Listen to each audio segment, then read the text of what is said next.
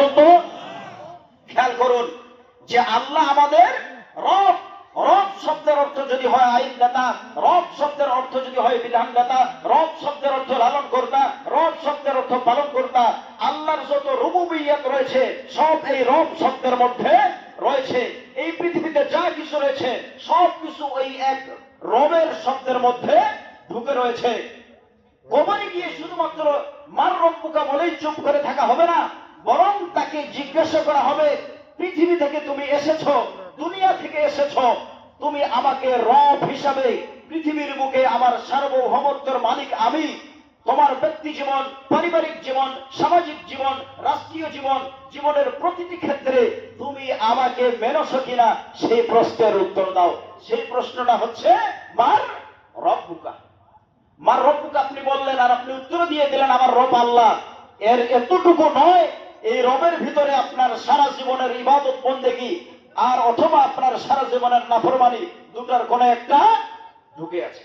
প্রিয় ভাইয়ের আমার, 2 নম্বরে প্রশ্ন করা হবে ওমা দীনুকা, তোমার ধর্ম কি? বলুন তো আমাদের ধর্মের নাম কি? আজকে তো বলছে, আজকে বলা হচ্ছে যে আমাদের পরিচয় হলো বাঙালি। কি বলা হচ্ছে? আমাদের প্রথম পরিচয় হলো মুসলমান। কি বলেন? মিল্লাত আবিকুম ইব্রাহিম হুয়া সাম্মাকুমুল মুসলিমিন। আমাদের জাতির পিতা ইব্রাহিম আলাইহিস সালাম আমাদের নাম রেখেছে মুসলিম। কি নাম রেখেছেন? মুসলিম। সুতরাং এটাই আমাদের নাম, আল্লাহর কোরআন সাক্ষী। আমাদের সর্বপ্রথম পরিচয় হলো আমরা মুসলমান, আর আমাদের ধর্মের নাম হলো ইসলাম। এরপরে পরিচয় হচ্ছে আমরা বাঙালি। প্রথম পরিচয় বাঙালি নয়, প্রথম পরিচয় হলো আমরা মুসলমান। এই বাক্য বলার দ্বারা মুসলমানদের সঙ্গে একটা ষড়যন্ত্র করা হচ্ছে। প্রিয় ভাইয়েরা আমার, তাহলে কবরের দ্বিতীয় প্রশ্ন, তোমার ধর্ম কি? ঠিক কিনা বলেন? পৃথিবীতে যে মানুষগুলো ইসলাম ধর্ম মানে নাই, যারা আব্রাহাম লিঙ্কনের গণতন্ত্র মানছে, সমাজতন্ত্র মানছে, জাতীয়তাবাদ মানছে, সেকুলারিজম মানছে, এই মানুষগুলো এই প্রশ্নের উত্তর দিতে পারবে না। শুধুমাত্র যাদের সম্পর্ক ইসলামের সঙ্গে ছিল এই মানুষগুলো বলবে আমার ধর্মের নাম ইসলাম। 3 নম্বরে প্রশ্ন করা হবে, নবীজির ছবি দেখানো হবে অথবা নবীজির ব্যাপারে জিজ্ঞাসা করা হবে এই ব্যক্তিটাকে, মানে এই ব্যক্তিটাকে যারা মুমিন সঙ্গে সঙ্গেই তারা দেখে চিনে ফেলবে আর বলবে ইনি হচ্ছেন মুহাম্মদুর রাসূলুল্লাহ সাল্লাল্লাহু আলাইহি ওয়াসাল্লাম। বলুন, মুহাম্মদ সাল্লাল্লাহু আলাইহি ওয়াসাল্লাম আমাদের রাসূল। ঠিক কিনা বলেন? তিনি আমাদের নবী, তিনি আমাদের আদর্শ। আল্লাহ পাক সূরা আহজাবের 21 নম্বর আয়াতে বলেন, লাকাদ কানা লাকুম ফি রাসূলিল্লাহি উসওয়াতুন হাসানাহ। নিশ্চয়ই ঈমানদারদের মাঝে আছে মুহাম্মদ সাল্লাল্লাহু আলাইহি ওয়াসাল্লামের মাঝে উত্তম আদর্শ। তাহলে আমাদের আদর্শ মুহাম্মদ রাসূলুল্লাহ সাল্লাল্লাহু আলাইহি ওয়াসাল্লাম। সুতরাং কবরে গিয়ে শুধুমাত্র এটাই বলা হবে না যে ইনি কে, বরং ওই প্রশ্নের ভিতরে এই প্রশ্ন থাকবে, এই যে ব্যক্তিটা একে চিনো কিনা, পৃথিবীতে তার আদর্শ তুমি মেনেছিলে কিনা। ঠিক কিনা বলেন? প্রিয় ভাইয়েরা আমার, যদি পৃথিবীতে আপনার ব্যক্তি জীবন, পারিবারিক জীবন, সামাজিক জীবন, রাষ্ট্রীয় জীবন, অর্থনৈতিক জীবন, জীবনের প্রতিটি ক্ষেত্রে যদি আপনি মুহাম্মদ সাল্লাল্লাহু আলাইহি ওয়াসাল্লামকে আদর্শ হিসেবে গ্রহণ না করেন, আপনি সেদিন সেই প্রশ্নের উত্তর দিতে পারবেন না। এই জন্য জীবনের প্রতিটি ক্ষেত্রে কোরআন সুন্নাহর অনুসরণ আমাদেরকে করতে হবে। প্রিয় ভাইয়েরা আমার, আমি যে কথা বোঝাতে চাচ্ছিলাম, ইসলামের সঙ্গে রাজনীতির সম্পর্ক আছে, এটা আমরা প্রমাণ করব ইনশাআল্লাহ।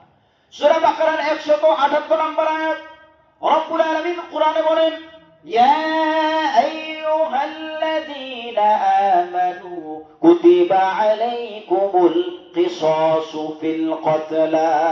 হে বান্দাগণ, তোমাদের জন্য বিধান দেওয়া হলো, কেউ যদি কোনো মানুষকে অন্যায়ভাবে হত্যা করে তাহলে তার শাস্তি হলো হত্যার বদলে তাকে হত্যা করতে হবে। আইনটা দিয়েছেন কে? বলুন তো, কেউ যদি কাউকে হত্যা করে তাকে পুনরায় তার শাস্তি হলো হত্যা, এটা আইনি বিষয় কিনা? বলুন, আইন রাজনীতির সাথে সম্পর্কিত কিনা? আওয়াজ দিয়ে বলুন।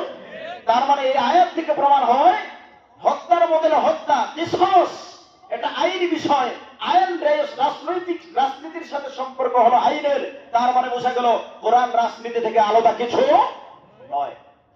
এমন আসুন সূরা মাইদার মধ্যে রব্বুল আলামিন বলেন, ওয়াস-সারিকু ওয়াস-সারিকাতু ফাকতাউ আইদিয়াহুমা জাযাআন বিমা কাসাবা নাকালাম মিনাল্লাহ। পড়েন আল্লাহু আকবার।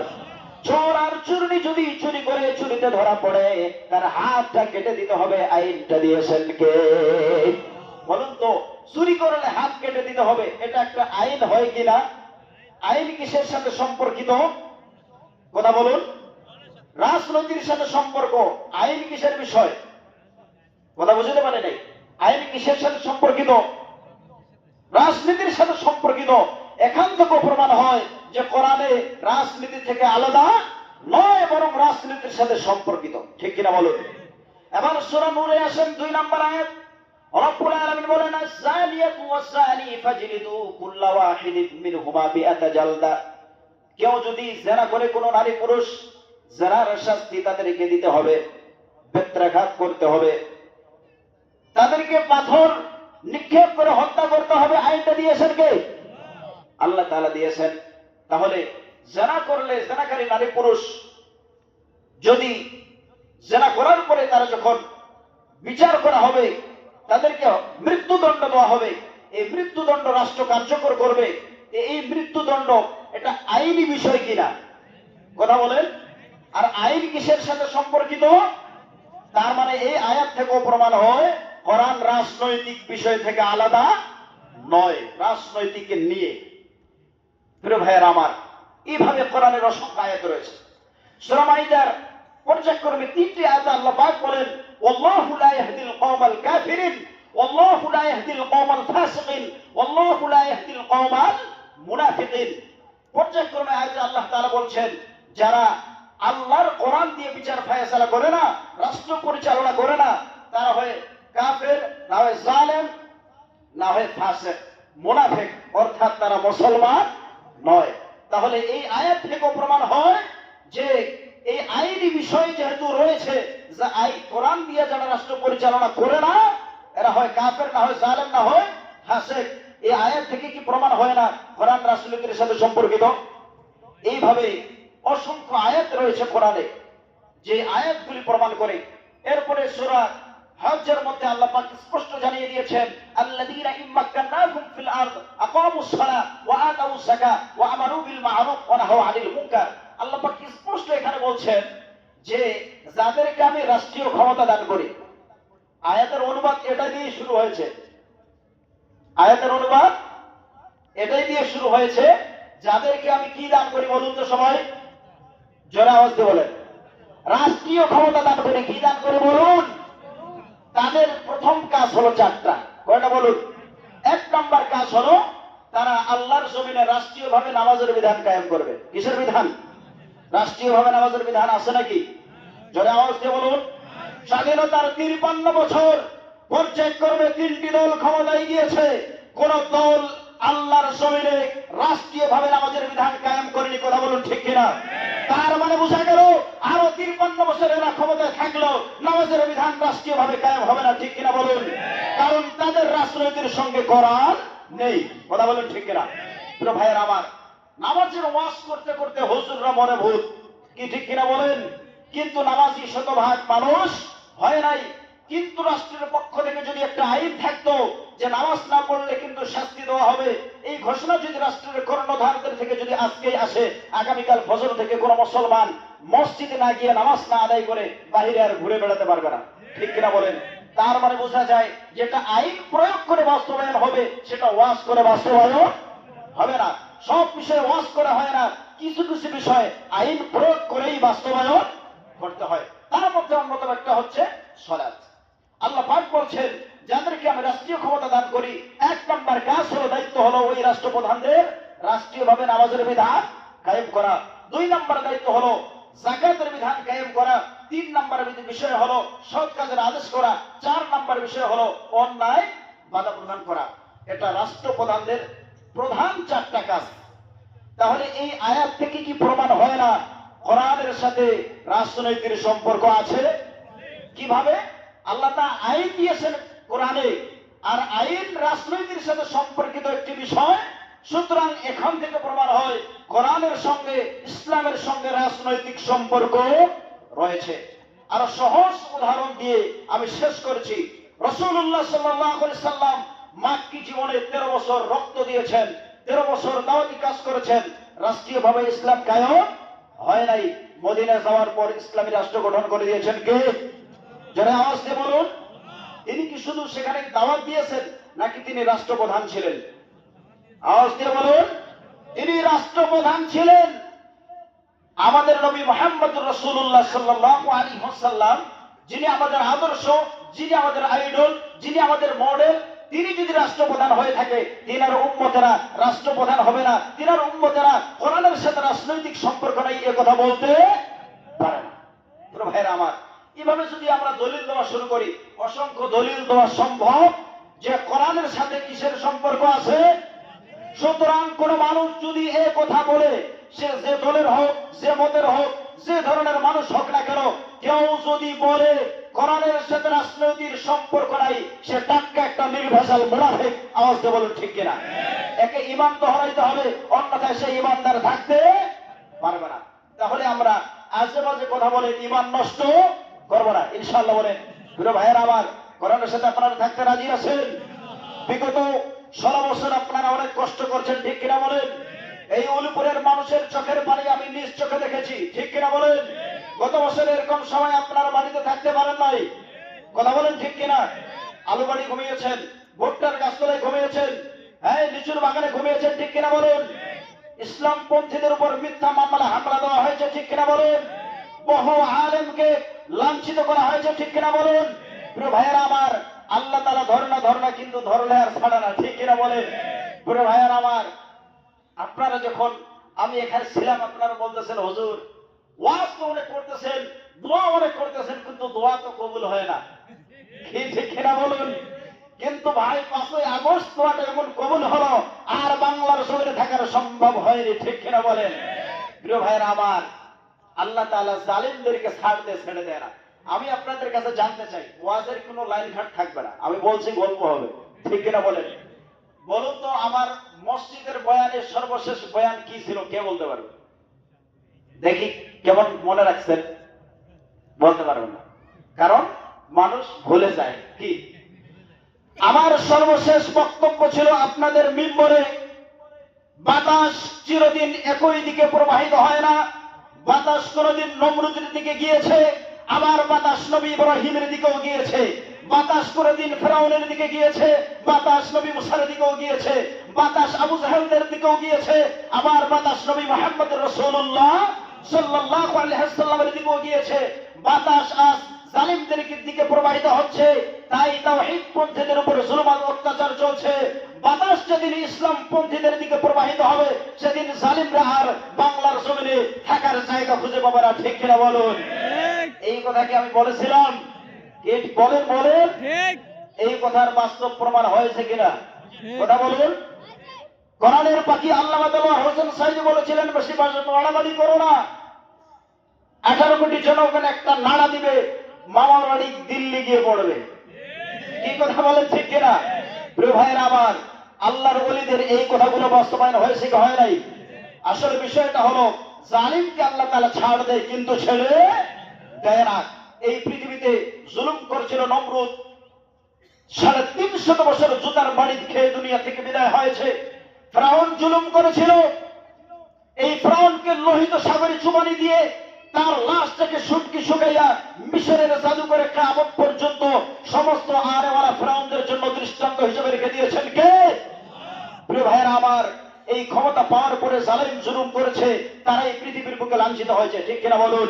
এই ক্ষমতা পাওয়ার পরে 16 বছর খুনি হাসিনা ভুলে গিয়েছিল, এই লেডি ফেরাউন ভুলে গিয়েছিল যে এই ক্ষমতা চিরস্থায়ী হয় না, কি ঠিক কিনা বলুন? তাই মানুষদের উপর মিথ্যা মামলার হামলা দিয়ে 16 বছর হয়রানি করেছে, ঠিক কিনা বলুন?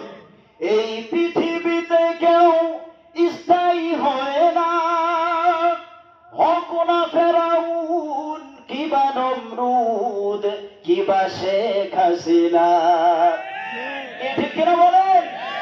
প্রিয় ভাইরা আমার, শাপলা চত্বরে অসংখ্য মানুষকে হত্যা করেছে, ঠিক কিনা বলুন? জামাত ইসলামের অসংখ্য আলেমকে হত্যা করেছে, অন্যান্য ইসলামপন্থী অনেক দলগুলোর হয়রানি মিথ্যা মামলা দিয়েছে, ঠিক কিনা বলুন? প্রিয় ভাইয়েরা আমার, ফিরআউন কতগুলো মানুষ মেরেছে, কোরআন সুন্নাহয় তার দলিল প্রমাণ পাওয়া যায়। নমরুদ কতগুলো মানুষ হত্যা করেছে, এরও দলিল পাওয়া যায়। কিন্তু এই লেডি ফিরআউন খুনি হাসিনা কতগুলো মানুষ বাংলার জমিনে হত্যা করেছে, এর কোনো হিসাব নাই। কি কথা বলেন, ঠিক কিনা? প্রিয় ভাইয়েরা আমার, মেম্বরে কি বেয়াদবি করা হয়েছে আপনারা স্পষ্ট দেখেছেন, ঠিক কিনা বলুন? আল্লাহ সুবহানাহু ওয়া তাআলা হক কথা বলার সুযোগ আমাকে দিয়েছিলেন আপনাদের সামনে। আমি আপনাদের কাছে বারবার বলতেছিলাম যে যেই আমার শেষ জুমা পর্যন্ত আমি বারবার বলতেছিলাম এই জুমাটাই হতে পারে আমার শেষ জুমা। যতদিন দায়িত্ব থাকবো হক কথা বলবো। সামনে বছর এবার দাওয়াত দিয়েছেন, নাও দিতে পারেন, এবার পাইছি, এবার বলতে হবে। কি কথা বলেন, ঠিক কিনা? সামনে বছর হায়াত থাকবে কিনা সেটাই জানি না, কি ঠিক কিনা বলেন? আমাদের হায়াতের মালিক কে? রিজিকের মালিক কে? জোরে আওয়াজ দিয়ে বলুন। রিজিকের মালিক যে আল্লাহ, এটাকে বিশ্বাস হয়? জোরে আওয়াজ দিয়ে বলুন। রিজিকের মালিক যদি আল্লাহ না হতেন, তাহলে 5ই আগস্ট যে 22-23 আইটেমের রান আর ফ্রাই বিভিন্ন কিছু রান্না হয়েছিল, ঠিক কিনা বলেন? কিন্তু মুখে ঢুকে নাই, ঠিক কিনা বলেন? দাদার বাড়িতে গিয়ে দুপুরে প্রসাদ দিয়ে লাঞ্চ করেছে, এই ঠিক কিনা বলেন? ওই রানগুলো আমাদের যুবকেরা খেয়েছে, ঠিক কিনা বলেন? কি সেলফি, ঠিক কিনা বলেন? প্রিয় ভাইয়েরা আমার, খাওয়ার জন্য রান্না করেছিল কিন্তু মুখে উঠে নাই। আসলে এই রিজিকের মালিককে যারা আওয়াজ দিয়ে বলুন। যাওয়ার সময় সংক্ষিপ্ত একটা বক্তব্য রেকর্ড করতে চেয়েছিল, কিন্তু সময় দেয়নি সেনাবাহিনী, ঠিক কিনা বলেন? এর কারণ কি? এর কারণ হলো আলেমদের কণ্ঠকে স্তব্ধ করছিল, ঠিক কিনা বলেন? মাহফিলে আলেমদের মাইক কেড়ে নিয়েছে, মিম্বরে হক কথা বলার কারণে বাংলাদেশের অসংখ্য মসজিদের খতিবের চাকরি খেয়ে নিয়েছে, মামলা দিয়েছে, হামলা দিয়েছে, হত্যা করেছে। আলেমদের কণ্ঠ যারা স্তব্ধ করতে চেয়েছে, তারা যাওয়ার সময় 5 মিনিটের একটা বক্তব্য রেকর্ড করার সুযোগ পায়নি, ঠিক কিনা বলেন? প্রিয় ভাইয়েরা আমার, 16 বছরের দুঃশাসন, 16 বছরের জুলুম আর অত্যাচারের কথা, এটা কি কিছুক্ষণে বলা সম্ভব হবে? প্রিয় ভাইয়েরা আমার, সম্ভব হবে না। এভাবে বলতে গেলে আমরা অনেক কথা বলতে পারবো, ঠিক কিনা বলেন? প্রিয় ভাইয়েরা আমার, অত কথা বলার সময় নাই। আমি আপনাদের কাছে জানতে চাই, এই বিগত 16-17 বছর যখন জুলুম আর অত্যাচার চলছিল, আমরা তাওহীদপন্থীরা কোরআনের সাথে ছিলাম, ঠিক কিনা বলেন? মামলা হামলা দেওয়ার পরও কোরআন থেকে আমরা দূরে সরে যাইনি, ঠিক কিনা বলেন? আজ লেভেল প্লেইং ফিল্ড চলছে, এখন কোরআন থেকে দূরে সরে যাওয়ার কোনো সময় সুযোগ নাই। প্রিয় ভাইয়েরা আমার, মনে রাখবেন, আগামী দিন ইসলামের বিজয়ের দিন, আগামীর বাংলাদেশ কোরআনের বাংলাদেশ, আগামীর বাংলাদেশ আলেম ওলামাদের বাংলাদেশ, আগামীর বাংলাদেশ ইসলামপন্থীদের বাংলাদেশ, ঠিক কিনা বলুন? আগামী দিনে আর যদি কোরআন ছাড়া আমাদের কাছে কেউ ভোট চাইতে আসে, যদি ভোট চাইতে আসে, আগে তার 3.5 হাত বডি তাকাবো, তার বডির মধ্যে নবীর সুন্নাহ আছে না নাই, ঠিক কিনা বলেন? তার বডির মধ্যে দেখবো নবীর সুন্নাহ আছে না নাই, ঠিক কিনা বলেন? তার আদর্শ খুঁজে দেখবো, কোরআনের সঙ্গে তার আদর্শের মিল আছে না নাই, ঠিক কিনা বলেন? আগামী দিনে কোরআন ছাড়া আর আমরা কোনো কিছু শুনতে চাই না, ঠিক কিনা বলেন? আগামী দিনে ওয়ার্ড থেকে শুরু করে, ইউনিয়ন থেকে শুরু করে, সচিবালয় থেকে শুরু করে, সংসদ ভবন পর্যন্ত দেশের প্রতিটি জায়গা কোরআন দিয়ে পরিচালিত হবে, কথা বলুন, ঠিক কিনা? প্রিয় ভাইরা আমার, যে কোনো পরিস্থিতিতে যত বাধা বিপত্তি আসুক না কেন, কোরআনের সাথে আলেম ওলামাদের সঙ্গে থাকতে রাজি আছে? যারা আসতে বলুন। আল্লাহ কবুল করুন।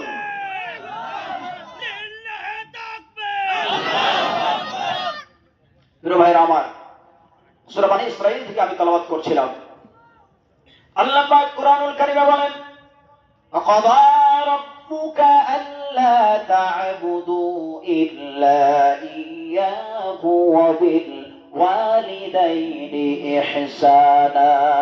পড়েন আল্লাহু আকবার। আল্লাহ তাআলা 1 নম্বর আদেশ দিলেন, এই দুনিয়ার মানুষেরা আল্লাহ ছাড়া কারো ইবাদত করো না। এবার রব্বুল আলামিন বলেন, নবিল ওয়ালিদাইনি ইহসানা, তোমরা তোমাদের পিতা মাতাদের সঙ্গে সুন্দর আচরণ করো। বলেন সুবহানাল্লাহ। পিতা মাতাদের সঙ্গে সুন্দর আচরণ করার দরকার আছে না নাই? প্রিয় ভাইয়েরা আমার, এই পৃথিবীতে আমাদের আশার সিঁড়ি হলো আমাদের বাবা মা। বাবা মায়ের সঙ্গে বেয়াদবি করা যাবে না, নাফরমানি করা যাবে না। রাসূলুল্লাহ সাল্লাল্লাহু আলাইহি ওয়াসাল্লাম বলেছেন, হুমা জান্নাতুকা ওয়া নারুকা, এই পিতামাতারাই তোমাদের জান্নাত অথবা জাহান্নাম। এই পিতামাতাদের সঙ্গে তোমরা সুন্দর আচরণ করো। নবীজি বলেন, যারা পিতামাতাকে সন্তুষ্টি করতে পারছে ওই সন্তানের উপর আল্লাহ তাআলা সন্তুষ্ট। যারা পিতামাতাকে সন্তুষ্ট করতে পারে নাই ওই সন্তানদের উপর আল্লাহ তাআলা অসন্তুষ্ট। বলেন নাউজুবিল্লাহ। তাহলে পিতামাতাদের সঙ্গে সুন্দর আচরণ করতে হবে, ঠিক কিনা বলেন? প্রিয় ভাইয়েরা আমার, পিতামাতারা হলো, পিতামাতারা আমাদের সামনে আছে মানে আমাদের সামনে জান্নাত আছে। কি আছে বলুন? আমাদের সামনে জান্নাত আছে। এই জান্নাতকে নিজের থেকে দূরে সরায় দিব না, জান্নাতকে সামনে রাখবো ইনশাআল্লাহ। বলেন প্রিয় ভাইরা আমার, কোরআনের অনেক জায়গায় আল্লাহ পাক বলেছেন, ওয়াবিল ওয়ালিদাইনি ইহসানা, তোমরা তোমাদের পিতামাতাদের সঙ্গে সুন্দর আচরণ করো। একজন সাহাবী নবীজিকে গিয়ে বলল, ইয়া রাসূলুল্লাহ, জিহাদের ময়দানে যেতে চাই। নবীজি বললেন, তোমার কি বাড়িতে পিতামাতা আছে নাকি? সাহাবী বলল, ইয়া রাসূলুল্লাহ, আছে। নবীজি বললেন, আলজামহুমা ফাইন্নাল জান্নাতা তাহতা রুজুলিহিমা, জিহাদের ময়দানে যাওয়ার তোমার কোনো প্রয়োজন নাই, তুমি তোমার পিতামাতার খেদমত করো, জিহাদের সওয়াব পেয়ে যাবে। সুবহানাল্লাহ। বলেন প্রিয় ভাইরা আমার, তাহলে ইসলামের প্রয়োজনে জিহাদ করতে হবে, সেটা ঠিক, কিন্তু সওয়াবের তুলনা করা হয়েছে, পার্থক্য বোঝানো হয়েছে যে সওয়াবের দিক থেকে যদি পিতামাতার কেউ খেদমত করে, জিহাদ করলে যে সওয়াব, সেই সওয়াব আল্লাহ তাআলা সন্তানদের আমলনামায় দান করবে। সুবহানাল্লাহ। বলেন প্রিয় ভাইরা আমার, এই জন্য বাবা মায়ের সঙ্গে সুন্দর আচরণ করব, বাবার সঙ্গে সুন্দর আচরণ করব, মায়ের সঙ্গে সুন্দর আচরণ করব। আমার আল্লাহ পাক বাবার থেকে মায়ের মর্যাদা বাড়িয়ে দিয়েছেন। সুবহানাল্লাহ। বলেন একজন সাহাবী রাসূলুল্লাহ সাল্লাল্লাহু আলাইহি ওয়াসাল্লামকে জিজ্ঞাসা করল, ইয়া রাসূলুল্লাহ, আমি ইসলাম গ্রহণ করেছি, আমি একজন মুসলিম, কিন্তু আমার মা একজন মুশরিকা, ইসলাম গ্রহণ করে নাই। ইয়া রাসূলুল্লাহ, আমি আমার মায়ের সঙ্গে কি রকম আচরণ করব? নবীজি বললেন, হতে পারে তোমার মা মুশরিকা, হতে পারে তোমার মা ইসলাম গ্রহণ করে নাই, কিন্তু সে তোমার মা তোমার জন্য অনেক কষ্ট করেছে, অবশ্যই তোমার মায়ের সঙ্গে তুমি সুন্দর আচরণ করবে। সুবহানাল্লাহ। বলেন প্রিয় ভাইরা আমার, আমাদের মা বাবারা মুসলমান নাকি কাফের? নির্দেশ এসেছে পিতামাতারা কাফের হলেও ভালো আচরণ করতে হবে। সেই জায়গায় আমাদের পিতামাতারা মুসলমান ইমানদার, বেয়াদবি করার কোন সুযোগ আছে নাকি? বেয়াদবি করব না, তাদের থেকে দোয়া নিব। মনে রাখবেন, আপনি জীবনে যত সফলতা পেতে চান, দুনিয়ার লাইনে হোক দ্বীনের লাইনে হোক, পিতামাতার দোয়া ছাড়া আপনি চূড়ান্ত সফলতা অর্জন করতে পারবেন না। পিতামাতার দোয়া কবুল, দোয়াও কবুল। পিতামাতার থেকে দোয়া নিব না, দোয়া নিব, জীবন ধন্য হয়ে যাবে। আজকে পৃথিবীতে যত বড় বড় বিখ্যাত বিখ্যাত ব্যক্তিরা রয়েছে, তাদের জীবনী তালাশ করে দেখুন, তাদের জীবনের সফলতার পিছনে রয়েছে পিতামাতার দোয়া। ঠিক কিনা বলেন প্রিয় ভাইরা আমার, বাবার মর্যাদা আল্লাহ তাআলা বাড়িয়ে দিয়েছেন, মায়ের মর্যাদা আরো বেশি বাড়িয়ে দিয়েছেন। সুবহানাল্লাহ। বলেন একজন সাহাবী জিজ্ঞাসা করল, মান আহাক্কু বিহুসনি সাহাবাতি, ইয়া রাসূলুল্লাহ, আমার থেকে সুন্দর আচরণ পাওয়ার সব থেকে বেশি হকদার কে? নবীজি বললেন, উম্মুকা, তোমার মা। ইয়া রাসূলুল্লাহ, তারপর কে? নবীজি আমার বললেন, উম্মুকা, তোমার মা। এবার সাহাবী আমার বললেন, ইয়া রাসূলুল্লাহ, তারপর কে? নবীজি বললেন, উম্মুকা, তোমার মা। কয়বার বললেন? এবার নবীজি সাহাবীকে জিজ্ঞাসা করলেন, সাহাবী নবীকে জিজ্ঞাসা করলেন, ইয়া রাসূলুল্লাহ, তারপর কে? নবীজি বললেন, আবুকা, তোমার পিতা। বাবার কথা বলছেন কয়বার? জোরে আওয়াজ দিয়ে বলুন। মায়ের কথা বলছেন কয়বার? এই হাদিস থেকে প্রমাণ হয়ে গেল, বাবার থেকে মায়ের মর্যাদা যিনি 3 গুণ বৃদ্ধি করে দিয়েছেন, আওয়াজ দিয়ে বলুন তিনি কে? প্রিয় ভাইরা আমার, এই মায়ের মর্যাদা আল্লাহ পাক 3 গুণ বৃদ্ধি করছেন। 3টি কারণে। কয়টি কারণ বলুন? জোরে আওয়াজ দিয়ে বলুন। 3টি। 1 নাম্বার কারণ, এই মা সন্তানের জন্য 10 মাস, সর্বনিম্ন 6 মাস থেকে শুরু করে 10 মাস পর্যন্ত গর্ভে ধারণ করেছে। সূরা হিকায়াতের 15 নম্বর আয়াতে রব্বুল আলামিন বলেন, হামালাতহু উম্মুহু কুরহা, মা সন্তানকে 6 মাস থেকে 7 মাস, 8 মাস, 9 মাস, 10 মাস পর্যন্ত গর্ভে ধারণ করেছে। যখন সন্তান পেটের মধ্যে থাকে, মা ঠিকভাবে খেতে পারে না, ঠিকভাবে ঘুমাতে পারে না, প্রস্রাব পায়খানা করতে পারে না। মা রাত্রিবেলা ঘুমায়, সন্তান পেটের মধ্যে লাথি মারে, গুড়ি মারে, মা কান্নাকাটি করে গোপনে কাউকে বলে না। আর আল্লাহর কাছে দোয়া করে, রব্বুল আলামিন আমার কষ্ট হোক কিন্তু আমার পেটের সন্তানের জন্য কোনো ক্ষতি না হয়। ঠিক কিনা বলেন? এই দোয়া কিন্তু প্রত্যেকের মারা করেছে। প্রিয় ভাইরা আমার, আল্লাহ পাক বললেন এই মা তোমাকে গর্ভে ধারণ করেছে সর্বনিম্ন কয় মাস বলুন? জোরে আওয়াজ দিয়ে বলুন। 6 মাস। সূরা আহকাফের 15 নম্বর আয়াত। এই তাফসিরে, এই আয়াতের তাফসিরে বলা হচ্ছে যে একজন মা তার সন্তানকে সর্বনিম্ন কয় মাস গর্ভে রাখে? এটা বাড়তে পারে, কিন্তু সর্বনিম্ন, জোরে আওয়াজ দিয়ে বলুন, 6 মাস। সমস্ত মুফাসসির মুহাদ্দিসরা একমত, 6 মাসের আগে যদি কোনো বাচ্চা ভূমিষ্ঠ হয়, এই বাচ্চাটা বৈধ বাচ্চা নয়। সর্বনিম্ন সময় দেওয়া হয়েছে, সব মুফাসসির মুহাদ্দিসরা একমত। প্রিয় ভাইরা আমার, 1 নাম্বার মায়ের মর্যাদা বাড়ার কারণ হলো এই মা আমাদেরকে গর্ভে ধারণ করেছে। কোন পুরুষকে যদি বলা হয় তোমার পেটের মধ্যে একটা পাথর বা ইট বেঁধে দেওয়া হবে, তোমাকে পারিশ্রমিক দেওয়া হবে প্রতিদিনের জন্য, 6 মাস তোমাকে নিয়ে বেড়াতে হবে, এই ইট পেটে বেঁধে নিয়ে বেড়াতে হবে, টাকার বিনিময় হলেও কোন পুরুষ রাজি হবে না। ঠিক কিনা বলেন? কিন্তু মা কোনো পারিশ্রমিক ছাড়া আমাদেরকে দীর্ঘ 6 থেকে 10 মাস পর্যন্ত নিয়ে বেরিয়েছেন। ঠিক কিনা বলুন? 2 নম্বরের কারণ হলো এই মা আমাদের জন্য প্রসব যন্ত্রণা সহ্য করেছেন। ওয়াদাতুহু কুরহা, এই মা আমাদের জন্য প্রসব যন্ত্রণা সহ্য করেছেন। প্রসব যন্ত্রণা কত কঠিন, এটা শুধু ওয়াজ করা যাবে, ওয়াজ শোনা যাবে, কিন্তু আসলে এটা কত কঠিন, এটা মায়ের জাতিরা ছাড়া দুনিয়ার কোন জাতি বুঝবে না। ঠিক কিনা বলে? বহু মা সন্তান প্রসব করতে গিয়ে মৃত্যুবরণ করে। তবে হাদিসে এসেছে কোন মা যদি সন্তান প্রসব করতে গিয়ে মৃত্যুবরণ করে, আল্লাহ পাক ওই মাকে শহীদের মর্যাদা দান করবেন। সুবহানাল্লাহ বলেন। প্রিয় ভাইরা আমার, এই মা আমাদের জন্য প্রসব যন্ত্রণা সহ্য করেছেন, জীবনটার ঝুঁকি নিয়েছেন। অনেক মা মৃত্যুবরণ করে, অনেকে বেঁচে যায়। প্রিয় ভাইরা আমার, 3 নম্বরের কারণ হলো ওয়াফিসালুহু ফি আমাইন, মা প্রত্যেক সন্তানকে 2 বছর দুধ পান করিয়েছেন। সুবহানাল্লাহ বলেন। কত বছর দুধ পান করিয়েছেন? 2 বছর দুধ পান করিয়েছেন। বলুন তো, 1 নাম্বার হলো গর্ভে ধারণ করা, 2 নাম্বার হলো প্রসব যন্ত্রণা সহ্য করা, 3 নাম্বার হলো দুধ পান করানো। এই 3টা কাজ পৃথিবীর কোন পুরুষদের পক্ষে সম্ভব হবে নাকি? পৃথিবীর কোন পুরুষের পক্ষে এই 3টি অতিরিক্ত কষ্ট সহ্য করা, ভাগ নেওয়া সম্ভব নয়। এই 3টা অতিরিক্ত কষ্ট মা সন্তানের জন্য সহ্য করেছে, কষ্ট করেছে। এই জন্য আল্লাহ পাক বাবার থেকে মায়ের মর্যাদা 3 গুণ বৃদ্ধি করে দিয়েছেন। সুবহানাল্লাহ বলে। বাবার কষ্টের বেলায় শুনুন, বাবার কষ্টের বেলায় কোরআন সুন্নাহ এসেছে যে বাবা সন্তানের জন্য কষ্ট করেছে। মায়ের ব্যাপারে বলা হয়েছে ওয়াহনান আলা ওয়াহনিন, মা কষ্টের উপর কষ্ট করছে।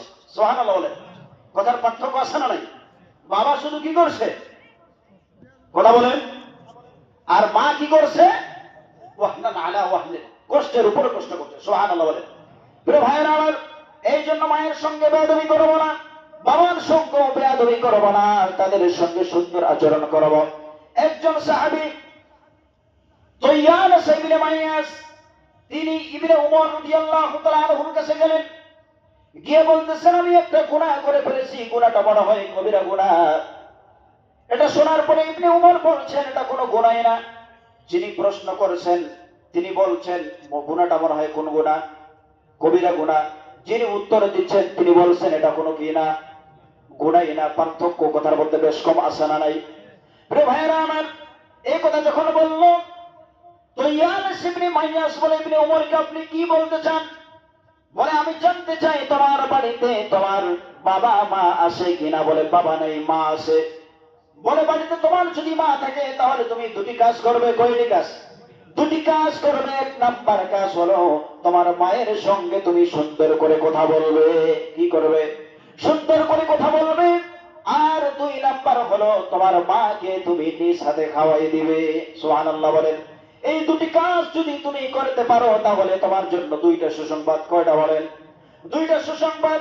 নাম্বার ওয়ান হলো আল্লাহ পাক তোমার জীবনের সমস্ত গুনাহগুলো ক্ষমা করে দিবেন। সুবহানাল্লাহ বলেন। দুই নাম্বার, আল্লাহ পাক তোমার জন্য জান্নাতের সুসংবাদ দিয়েছে।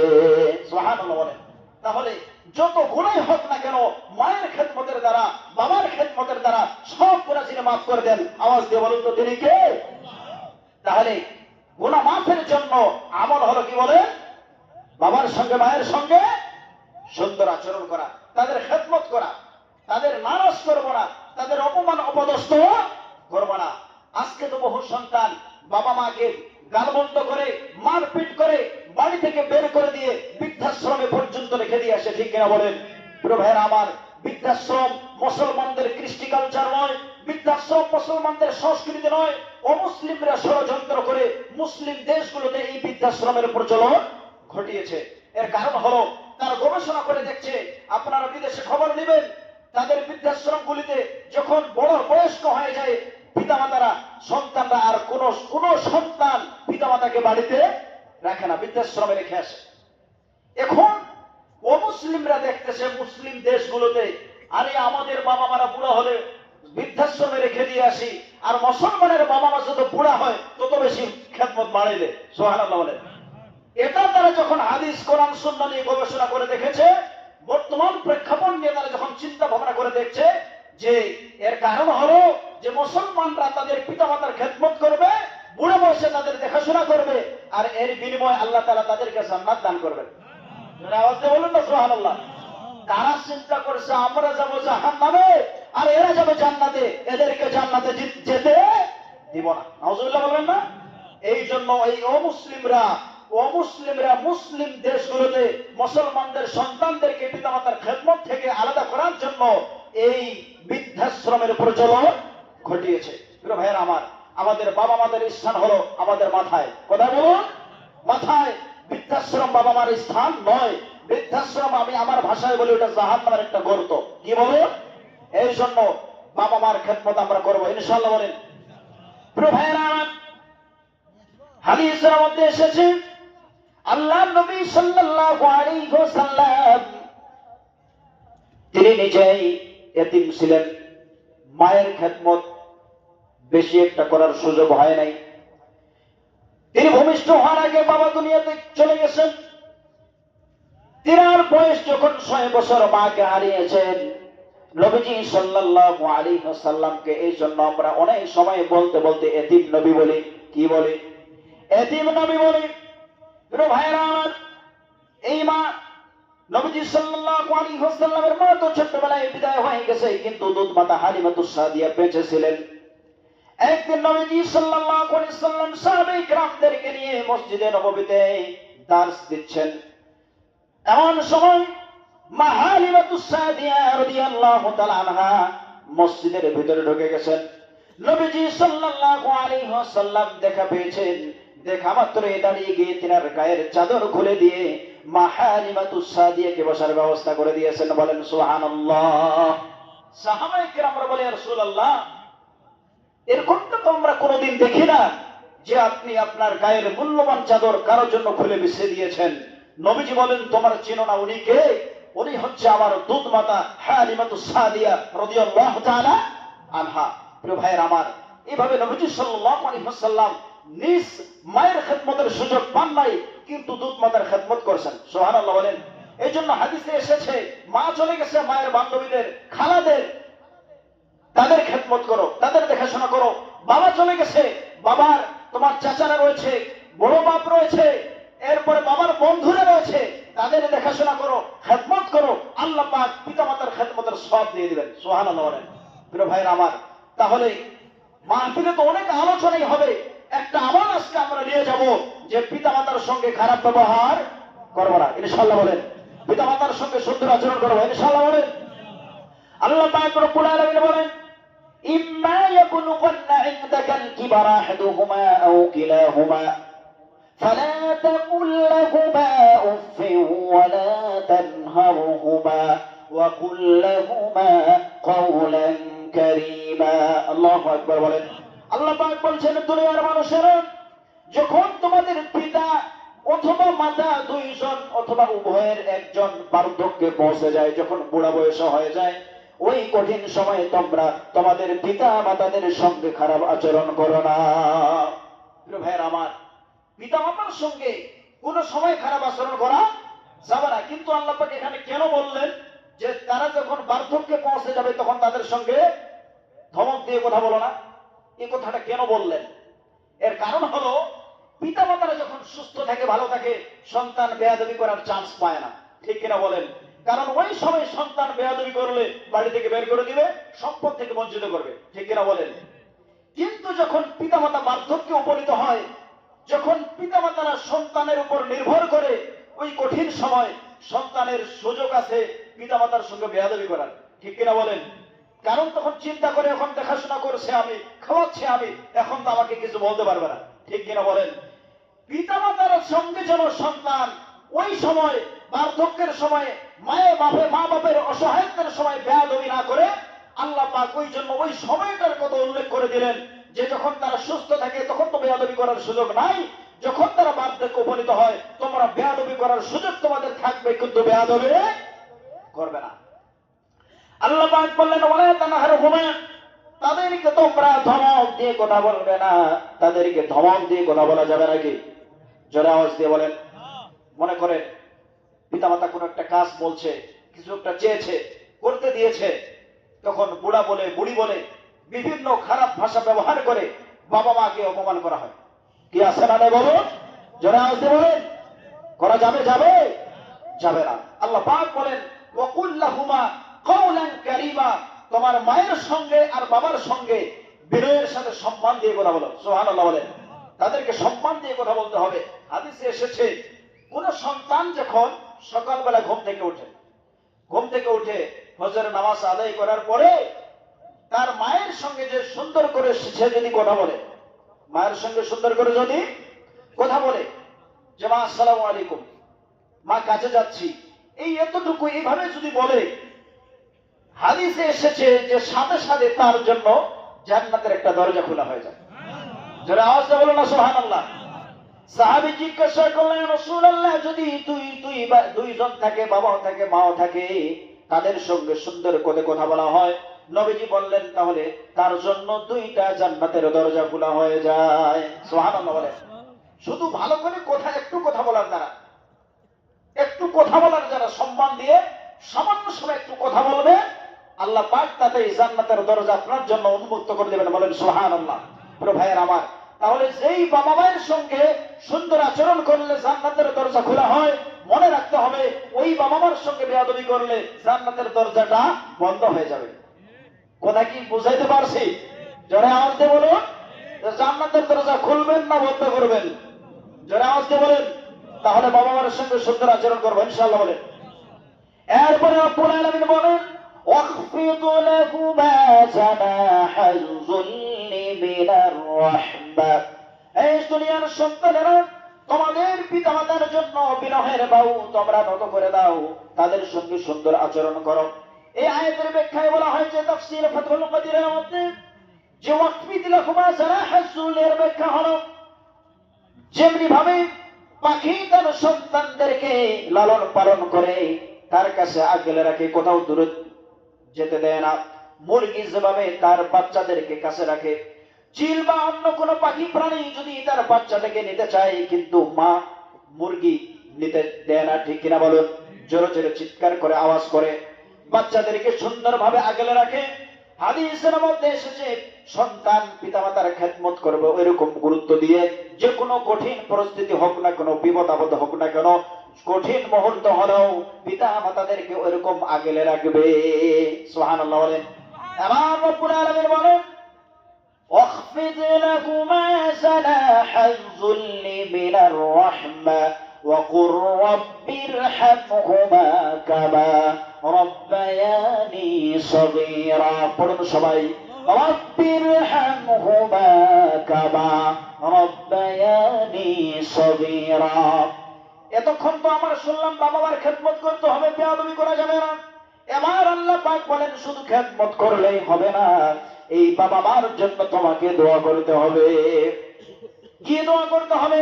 আল্লাহ পাক বললেন তুমি আল্লাহর কাছে দোয়া করো রব্বুল আলামিন যেভাবে আমার বাবা মারা ছোট্টবেলায় আমাকে তাদের স্নেহের কোলে লালন পালন করেছে, আদর যত্ন দিয়ে মানুষ করেছে, ও রব্বুল আলামিন আমার বাবা মারা বয়সের ভারে নুজ্জ হয়ে গেছে, তারা বার্ধক্যে উপনীত হয়েছে, রব্বুল আলামিন আমার পিতামাতাকে তুমি তোমার স্নেহের কোলে লালন রহমতের কোলে লালন পালন করো।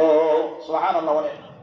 আর যাদের পিতামাতা চলে গেছে আমরা তখন এই খেয়াল করব রব্বুল আলামিন আমার পিতামাতারা আমার জন্য ছোট্টবেলায় যে কষ্ট করেছে, আজ কবরের জগতে জানি না তারা কিভাবে আছে, আল্লাহ তুমি কবরের জগতে তাদেরকে তুমি তোমার রহমতের কোলে লালন পালন করো। বলেন আমিন। প্রিয় ভাইয়ের আমার, তাহলে পিতামাতাদের সঙ্গে সুন্দর আচরণ করবো? যারা আওয়াজ দিয়ে বলেন বেয়াদবি করবো? যারা আওয়াজ দিয়ে বলুন বেয়াদবি করা যাবে না। আপনি যত শিক্ষিত হন, যত টাকাওয়ালা হন, যত ক্ষমতার মালিক হন, গাড়ি বাড়ির মালিক হন, মনে রাখবেন আপনি যদি বাবা মার সঙ্গে সুন্দর আচরণ না করেন আপনার সবকিছু ধ্বংস হয়ে যাবে।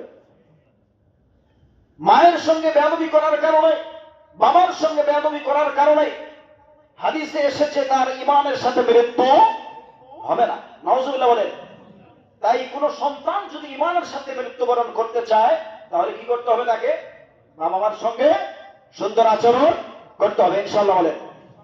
প্রিয় ভাইয়েরা আমার, তাহলে বাবা মার সঙ্গে সুন্দর আচরণ করব। পর্দার আড়ালের মা বোনেরা শুনতেছেন, সময়ের সংক্ষিপ্ত মা বোনদের উদ্দেশ্যে কিছু কথা বলে যাই। ভাইয়েরা আমার, আল্লাহ পাক রব্বুল আলামিন পুরুষদের থেকে অনেক দায়িত্ব আপনাদের কম করে দিয়েছেন, আপনাদের দায়িত্ব অনেক হালকা করে দিয়েছেন। নবীজি বলেছেন নারীরা যদি 4টি কাজ করে আল্লাহ পাক রব্বুল আলামিন তাদের জন্য জান্নাতের 8টি দরজা খুলে দিবেন। বলেন সুবহানাল্লাহ। 1 নম্বর বলেছেন আল মারআতু ইযা সাল্লাত খামসাহা, যে নারীরা 5 ওয়াক্ত নামাজ আদায় করবে। সুবহানাল্লাহ বলেন। 5 ওয়াক্ত নামাজ আপনারা মায়েরা আদায় করবেন। কিন্তু বর্তমান সময়ে যদি আমরা খেয়াল করি 5 ওয়াক্ত নামাজ অধিকাংশ নারীরা করে না, ঠিক কিনা বলেন?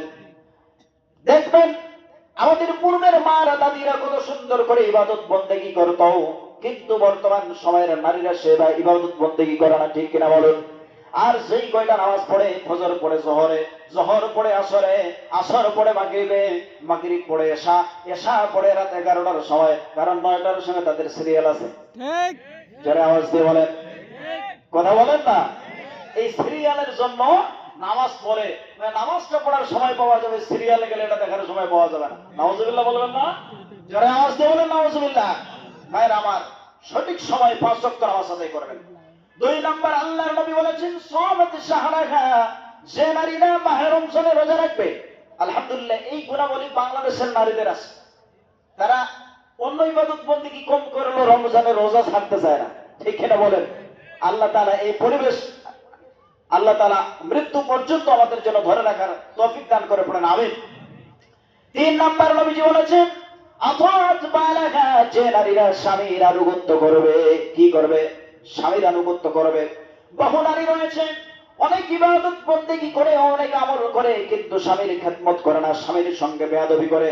মনে রাখবেন আপনি অনেক ইবাদত বন্দেগী করতে পারেন, কিন্তু স্বামীর সঙ্গে যদি বেয়াদবি করেন আপনি জান্নাতে যেতে পারবেন না। এই জন্য স্বামীর আনুগত্য করবেন। 4 নম্বর নবীজি বলেছেন হাফিজত ফুরুজাহা, যে নারীরা লজ্জা স্থানের হেফাজত করবে। কিসের হেফাজত করবে? বহু নারী